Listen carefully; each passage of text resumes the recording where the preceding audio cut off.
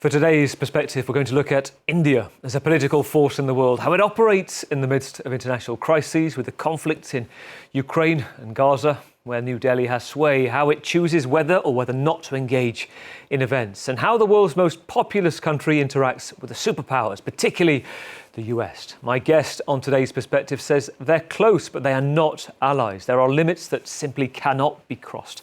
Dr. Ashley Tellis is a former senior advisor to the US ambassador in New Delhi. He's now a senior fellow at the Washington-based think tank Carnegie Endowment for International Peace and joins us on the programme for Perspective. Well, good to talk to you, Doctor. First of all, give us a sense. Imagine you are a geopolitical wedding planner. Which table are you putting India on?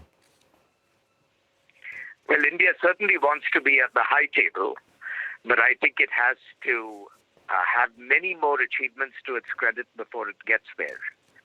At the moment, it is content to play the game of moving from table to table because it doesn't want to be fixed with any particular bloc in the world. But I think the ambition ultimately is to sit at the high table. It's interesting.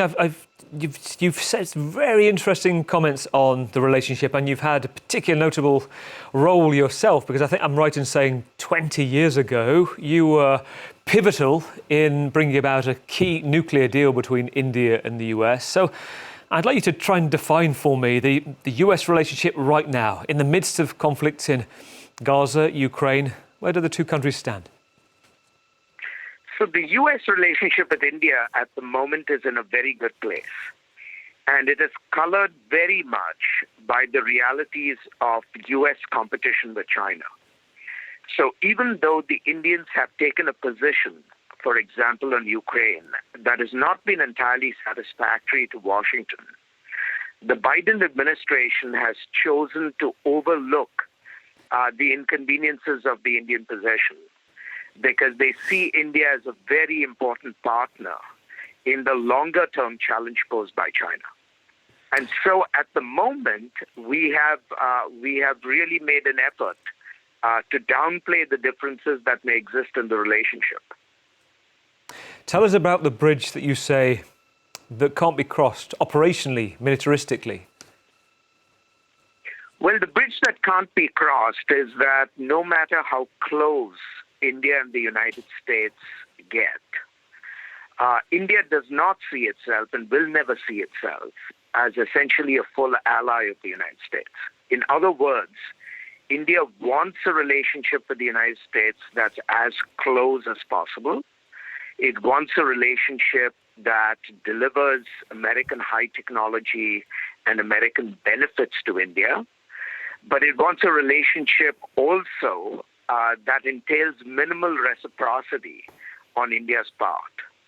And I think that relationship will be asymmetrical for a long time to come, for precisely the reasons that Indian expectations are as I described them. It's very interesting right now, given the situation with Russia in Ukraine and India's role there. If we look at India's sort of birth as an independent country, where it had this non-aligned role for many years between the Soviets in the Cold War and in the US. I just wonder, at play at the moment, since you talk about good relations with the US, how much of is that chafing? The fact that the political role, the embargoes that possibly are being overlooked with oil and support, tacit support, financial support from New Delhi to Moscow.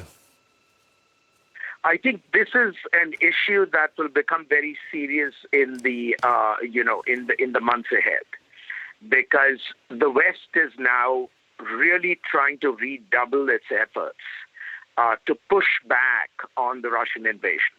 And I think the West, led by the United States, will look very closely, especially at the character of the sanctions regime and the role that India is playing in weakening that sanctions regime.